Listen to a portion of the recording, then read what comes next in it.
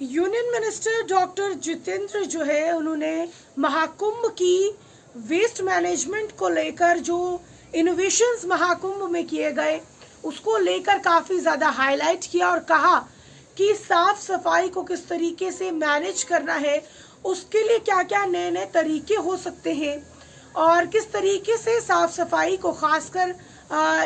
वहाँ की साफ सफाई की बात करें किस तरीके से मैनेज किया गया, काफ़ी खूबसूरती के साथ इस बात को हाईलाइट किया गया। अब बात करें इसी बयान की बात नहीं मैं कर रही, इसके अलावा भी जो महाकुंभ से तस्वीरें सामने आ रही है वहाँ पर श्रद्धालुओं द्वारा जो नारियल या फिर तमाम चीज़ें जो चढ़ाई गई और उससे किस तरीके से साफ सफाई साफ तौर पर वहाँ पर करते हुए देखने को मिला। इन तस्वीरों को देखते हुए सोशल मीडिया पर ये चर्चा काफ़ी ज़्यादा होने लगी कि दिल्ली में भी अगर वो चाहे तो वहाँ पर भी एक सही तरीके से यमुना की जो है साफ सफाई हो सकती है। हालांकि महाकुंभ की बात करें तो कहा गया कि यहाँ पर आप पानी का जो फैलाव है वो देख सकते हैं। यहाँ पर अगर यहाँ पर हो सकती है साफ सफाई तो यमुना में क्यों नहीं, लेकिन यमुना की बात करें तो कहा जा रहा है कि वहाँ पर तो सिर्फ सियासत होगी, साफ सफाई बिल्कुल नहीं। अब वापस आ जाते हैं, जो खबर है कि अपने परिवार के साथ त्रिवेणी संगम में होली डिप लेते दौरान जो है इन बातों को हाईलाइट किया है यूनियन मिनिस्टर डॉक्टर जितेंद्र जी ने कि जहां पर महाकुंभ में इतनी भीड़ होने के बावजूद इतनी बड़ी संख्या में, जहां पर 50 करोड़ से भी ज़्यादा श्रद्धालुओं की अगर हम बात करें वहां पर गंगा स्नान के लिए आए हुए थे और इसके बावजूद साफ सफाई का जो प्रबंध किया गया था उसको लेकर उन्होंने यहाँ पर जो है कहा कि अगर हम भी कोशिश करना चाहें तो इस तरीके की साफ सफाई हर जगह पर देखी जा सकती है। जिस तरीके से दिल्ली में अगर हम यमुना की बात करें वहाँ पर क्या हालत है, अगर यही वेस्ट मैनेजमेंट इनोवेशन जो है वहाँ पर भी किया जाए तो वहाँ पर भी साफ सफाई हो सकती है। बात करें महाकुंभ में उमड़ी भीड़ की विशालता को देखते हुए केंद्रीय मंत्री डॉक्टर जितेंद्र सिंह ने आज महाकुंभ में कचरा प्रबंधन के महत्वपूर्ण मुद्दे पर प्रकाश डाला और साथ में बात करें उन्होंने आज अपने परिवार के साथ महाकुंभ मेले का दौरा किया और त्रिवेणी संगम गंगा यमुना और रहस्यमयी सरस्वती के पवित्र संगम पर पवित्र डुबकी जो है वो लगाई।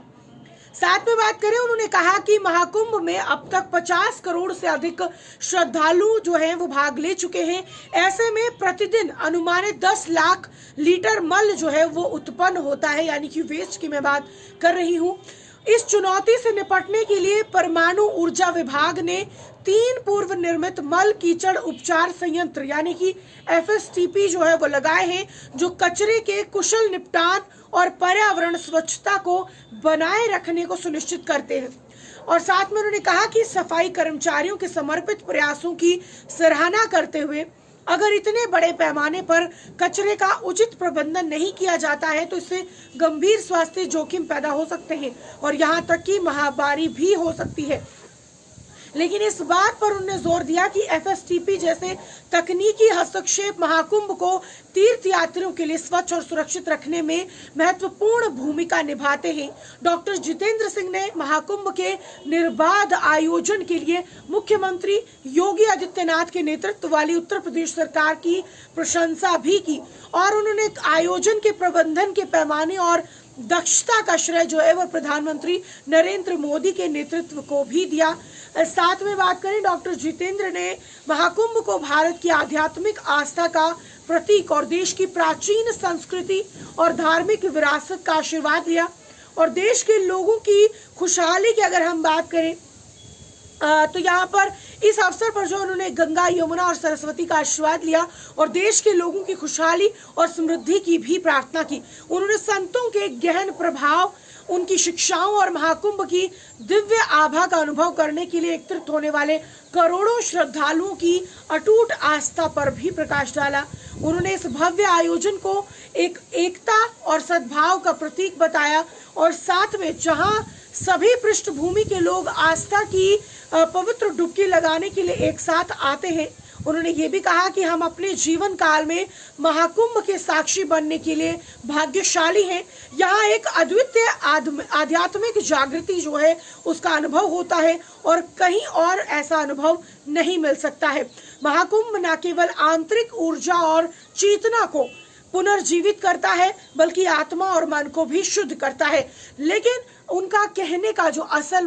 मतलब था वो यही था कि जिस तरीके से महाकुंभ में 50 करोड़ से अधिक श्रद्धालु जो है पावन गंगा यानी कि त्रिवेणी संगम की बात करें, वहां पर डुबकी लगाने आए थे, वहां पर इतना ज्यादा कचरा जो है वो बन जाता है। और अगर वहां की दिन प्रतिदिन जो है सफाई हो रही है, वहां पर स्वच्छता का ध्यान रखा जा रहा है, तो कहीं और भी हो सकता है।